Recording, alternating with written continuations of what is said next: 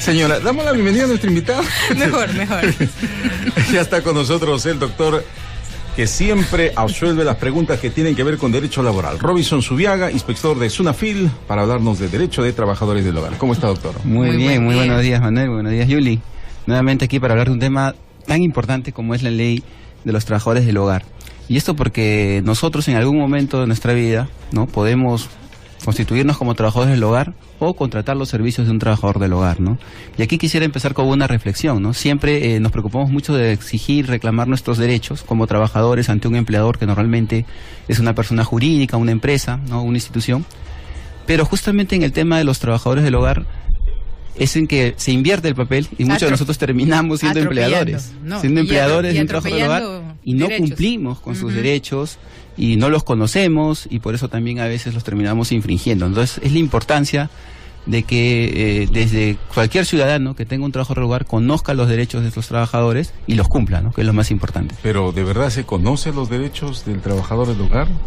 Mire, justamente hay aquí toda una problemática, ¿no? Por ejemplo, estuve pidiendo estadísticas sobre las inspecciones que se han realizado el año pasado, en el 2015, en la Intendencia de Lima Metropolitana, por denuncias, ¿no?, realizadas por trabajadores del hogar solicitando una inspección a su centro de trabajo, ¿no?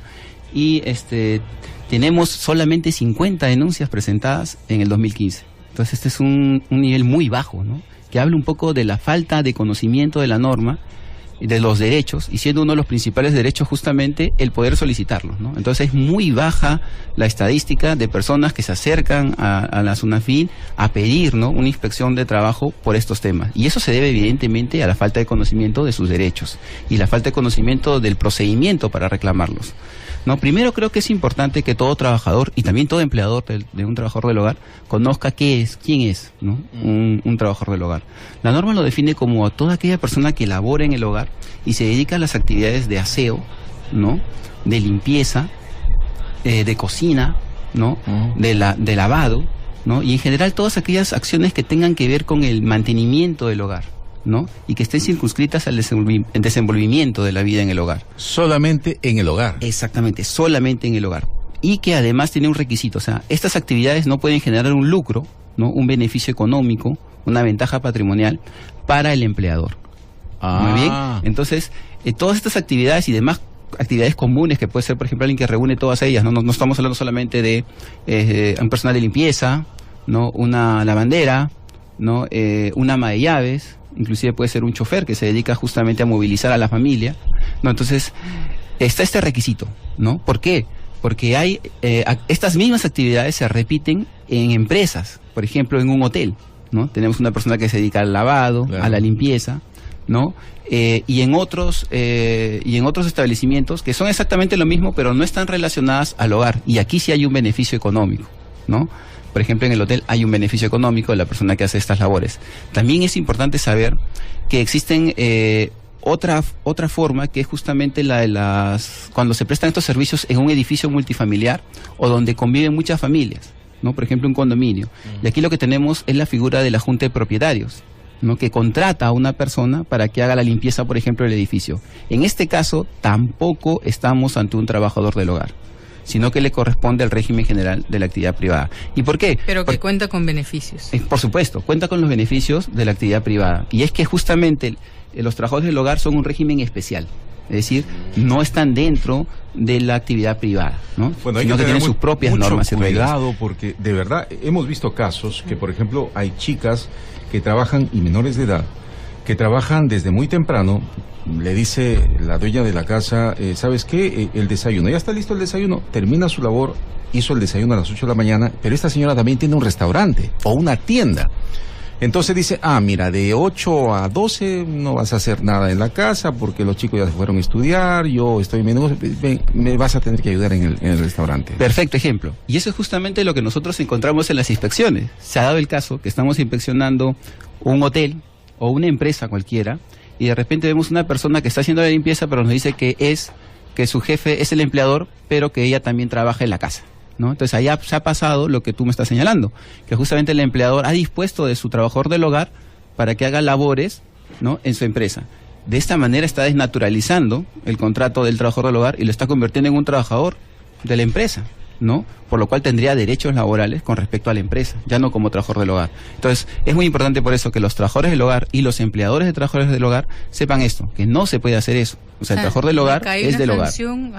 Por supuesto, se hace una investigación y ahí evidentemente esa persona está cumpliendo dos funciones, como si tuviera dos empleos, ¿no? En el país existe el pluriempleo. Es decir, una persona puede trabajar en varias empresas. O un kiosco pequeño. En ninguna actividad que involucre lucro para el empleador y que no esté circunscrita a las actividades propias del hogar, ¿no? Entonces, ahora, esa es la excepción. Para la trabajadora netamente del hogar, ¿cuáles son los beneficios a los que ella tiene derecho? ¿Y cuáles son mis obligaciones? Justamente, como es un régimen especial, hay beneficios que son distintos a los que normalmente conocemos. Pero primero hay que empezar viendo cómo es su contrato, ¿no? Porque cómo es que se le debe contratar a un trabajador. La norma no establece una formalidad en la contratación de los trabajadores del hogar, por lo cual los contratos pueden ser verbales o escritos. Muy bien. Entonces, esto más o menos se vincula porque no existe una estabilidad laboral en el trabajador del hogar. ¿Esto qué significa? En el régimen general, un trabajador que es contratado a plazo indeterminado sabe que solamente va a poder cesar allí cuando comete una falta grave o renuncia, ¿no?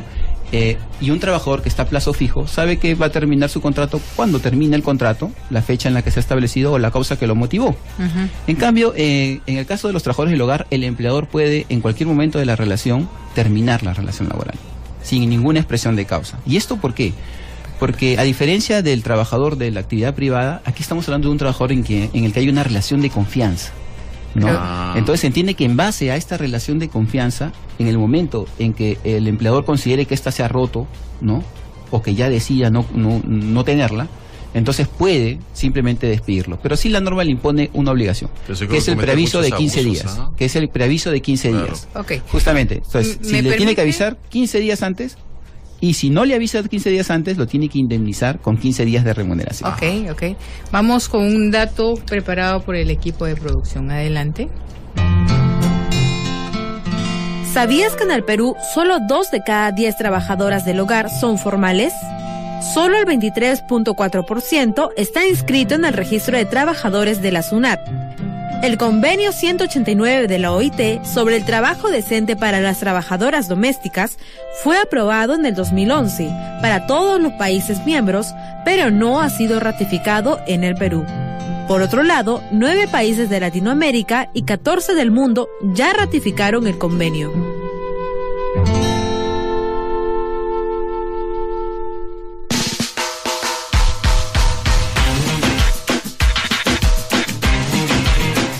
Recordamos los teléfonos de cabina por si acaso usted quiere hacer alguna consulta. 330-8487, 330-8500, 619-0664 y el 0800-00071. Le escucho, doctor, es alarmante. Realmente no hay una fiscalización real de las trabajadoras de hogar en nuestro país. Sí, el tema de la fiscalización también tiene sus observaciones. Pero para terminar de contestar tu pregunta, justamente uno de los principales derechos que tienen los trabajadores del hogar es una remuneración. Y aquí hay una diferencia, ¿no? La remuneración es la que convengan las partes. Es decir, aquí no estamos ante la remuneración mínima vital. Motivo por el cual una trabajadora del hogar podría perfectamente ganar menos del mínimo vital, que en este momento es 750. Es importante que lo sepa, doctor. ¿Cómo no? Hola Jaime, ¿cómo estás? Muy buen día. Señorita Yuli, muy buenos días, señorita Yuli, buenos días. ¿Qué tal el programa que nos entretiene y nos capacita cada día? ¿Aló? Gracias, sí, Jaime, gracias. Mira, en mayoría de los empleadores no cumple porque los que trabajan los empleados en casa no se burlan de la ley, te dicen, si gustas te quedas con el sueldo o si no te vas. Y si no te gusta estas comunidades, y además les exigen que sean más puntuales, pero mira, yo tengo varios casos que a los empleados los hacen trabajar desde las 6 de la mañana hasta las 10 de la noche. No sé cómo ahí se puede hacer o qué se puede hacer, qué pruebas se puede demostrar. Muchas gracias. Gracias. Feliz día también para ti. Vamos con Enrique de Pasco. ¿Cómo estás, Enrique? Muy buen día. ¿Cómo está? Muy buen día. Le escuchamos, Enrique. Señorita, deseo hacer una consulta de tipo laboral, pero no específicamente sobre trabajadores domésticos. ¿Aló? Sí, le estamos escuchando. Señorita, mire, ocurre lo siguiente. Yo trabajaba en una empresa minera en la ciudad de Pasco. Ocurre que repentinamente la empresa decidió suspendernos por un tiempo indeterminado, y ahorita llevamos suspendido bueno, en mi caso yo llevo suspendido como 3 años. Bueno, le entablé una demanda judicial y hasta ahora mis documentos están en el Tribunal Constitucional. Pero la pregunta es, señorita, ¿ellos tienen el deber de aún aportar al seguro? O sea, yo no cuento con seguro en este momento. ¿Aló? Sí, le estamos escuchando. ¿Le quiere preguntar algo, doctor? No, está claro. Ok, muchísimas gracias, Enrique. Aquí le contesta nuestro especialista. Bien, empezamos por nuestro amigo Jaime, ¿no? Bueno, habló del tema de que los empleadores mayormente no cumplen con la jornada, ¿no? Y es importante aquí saber entonces cuál es la jornada del trabajador del hogar, ¿no? Igual que como lo establece nuestra norma constitucional, la jornada es de 8 horas o 48 horas semanales. 8 horas diarias, 48 horas semanales. Muy bien, pero en el caso del trabajador del hogar, él no puede superar estas horas, ni esta jornada. Es decir, no puede hacer, como se dice comúnmente, las horas extras o trabajo en sobretiempo. Esta es la jornada máxima que tiene. Ahora, por jornada debemos entender el trabajo efectivo que en este caso realiza el trabajador del hogar. Y para esto es importante establecer cuáles son las modalidades, ¿no?, de trabajo que tienen los trabajadores del hogar. Y tienen 2, básicamente. La primera es cuando el trabajo es cama adentro. Es decir, cuando el trabajador vive dentro del hogar y pernocta dentro del mismo. Y la segunda, por defecto, es el trabajador que es cama afuera, que va, cumple la labor y de ahí se retira. Ok, antes de continuar con esa respuesta, que queda ahí, escuchemos a Doris, que está esperando en línea. Hola, Doris. Sí, buenos días. Buenos días, Doris. Sí. Una pregunta, una consulta. Una persona que trabaja en una casa por días, de 8 a 5 de la tarde, 3 veces por día, ¿tiene alguna remuneración o tiempo de servicio? Yo estoy trabajando más o menos como 8 años. ¿Me entendió? ¿Aló? Sí, claro. Usted tiene trabajando, estimada Doris, 8 años en la empresa y está preguntando si es que tiene una beneficios por su tiempo de servicios, ¿no? Sí, pero estoy trabajando solo por días, 3 veces a la semana, de 8 a 5 de la tarde. 3 veces por semana, de 8 a 5. Ya, sí. Perfecto. Ya. Gracias. Gracias. Doctor. Bien, entonces continuando, para ir en orden con la respuesta a nuestro amigo Jaime, establecíamos de que la jornada como máximo puede ser de 8 horas diarias o 48 horas laborales, ¿ya? Y que hay que en este caso ver los tipos de modalidades, ¿no? En este caso cama afuera o cama adentro. Es importante saber que el trabajador puede laborar desde las 6 de la mañana, y nos decía nuestro amigo, hasta las 10 de la noche. Si labora en ese horario, evidentemente está infringiendo la norma de la jornada, si es que lo labora continuamente. Sin embargo, sí puede ser el caso de que haya periodos de inactividad en ese horario. Es decir, puede ser que el trabajador se levanta a las 6 de la mañana, prepara el desayuno, y a las 10 de la mañana ya no. De ahí a las 12 prepara el almuerzo, y hasta las 3 de la tarde, y así continúa, de tal manera que de manera efectiva cumple la jornada de las 8 horas diarias o las 48 horas semanales. Esto sí se puede dar, muy bien, especialmente en el trabajador que tiene la modalidad de cama adentro, ¿no? Ahora, ¿qué se puede hacer? Es lo que nos preguntaba. Básicamente esto, solicitar una inspección, ¿no?, para que la SUNAFIL se apersone y verifique exactamente cuál es la jornada que se le está dando. Evidentemente, no significa que porque está cama adentro, el empleador tiene la disposición a cualquier hora del día del trabajador del hogar. No, él tiene que cumplir una jornada. Y esta justamente se establece de mutuo acuerdo. No puede un empleador disponer más de 8 horas diarias o 48 horas semanales de su trabajador del hogar. ¿Solamente de palabra el acuerdo?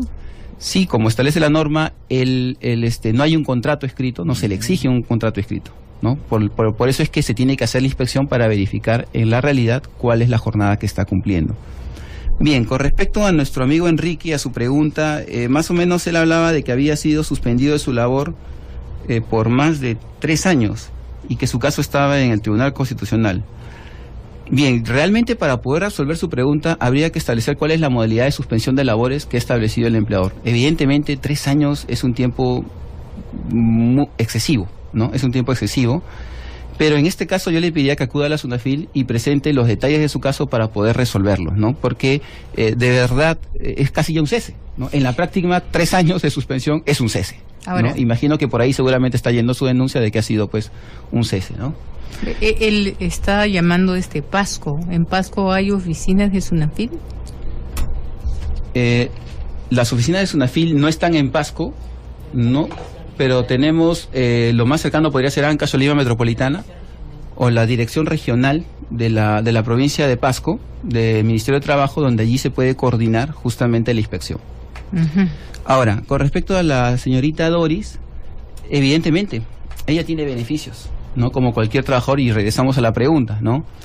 Un trabajador que está en el régimen, en este caso de los trabajadores del hogar, tiene derecho a la jornada de 8:48, tiene derecho también a las gratificaciones. A diferencia del régimen laboral de la actividad privada, tiene también las gratificaciones en julio y en diciembre, pagados en la quincena de los respectivos meses, pero su remuneración es media remuneración, es decir, 15 días de labor.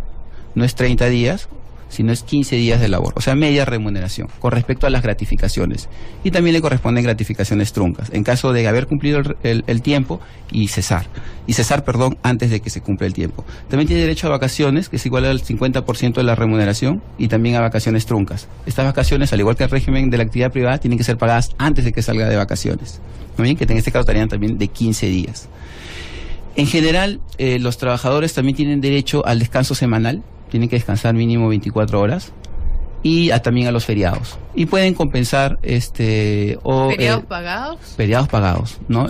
La diferencia es que si los laboran, se les paga solamente la mitad, ¿no? El 50% de la remuneración diaria, a diferencia. Entonces, básicamente son sus derechos, pero al 50%, ¿no? También, justo un poco se hablaba en la cuña que hemos escuchado sobre el tema de los trabajadores del hogar. La SUNAT ha establecido que los trabajadores del hogar tienen que ser inscritos y son inscritos obligatorios en la Seguridad Social. Es decir, el empleador tiene que registrarlos en una entidad prestadora de salud. En este caso sería Salud o una EPS. Y además, él tiene que pagar y hacerse retenedor de sus pensiones. Y aquí los trabajadores del hogar pueden optar por el Sistema Nacional de Pensiones o por una AFP, ¿no? Entonces también son sus derechos. Tengamos en cuenta que también el trabajador que labora y pernocta dentro de una casa, es decir, trabaja con la modalidad de cama adentro, tiene derecho a alojamiento, es decir, a un hospedaje que esté adecuado al nivel económico de la casa. Con todas sus comodidades. Exactamente. Y a alimentación. Uh-huh. ¿Ya? Y además, si esta persona estudia, hay un derecho a la educación. El empleador tiene la obligación de darle los permisos para que fuera de su jornada asista no por a su el hecho centro de educativo. Estar con cama adentro, o sea, el empleador puede estar el desayuno, que a la medianoche ocupándole, o sea, no dejarle descansar.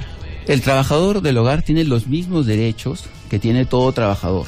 Muy bien, siempre y cuando no estén en oposición a los que hemos mencionado en su ley especial. En ese caso existen justamente los derechos a la dignidad, ¿no? Inclusive ha salido una ley que el empleador no puede obligar a utilizar un uniforme, un delantal o cualquier distintivo a un trabajador del hogar en lugares públicos como parques, playas, justamente porque pueden ser motivos de discriminación, ¿no? Uh-huh. Entonces, estos derechos de discriminación de la madre trabajadora, todos se aplican igualmente al trabajador del hogar.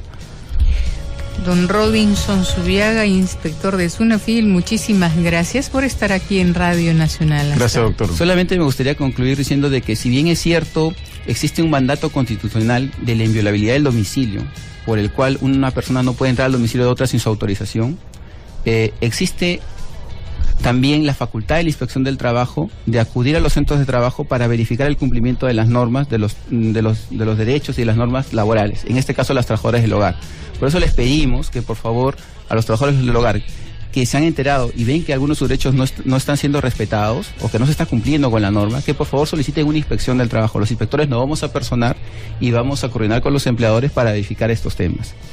Gracias, pueden doctor. hacerlo a nuestra correo electrónico consultas@sunafil.gov.p, a nuestra central también de teléfonos, el 390-2780 y el 390-2777, y en general pueden entrar a la página web de la Sunafil, www.sunafil.gov.p, para hacer todas las consultas y denuncias del caso. Muchas gracias. Gracias.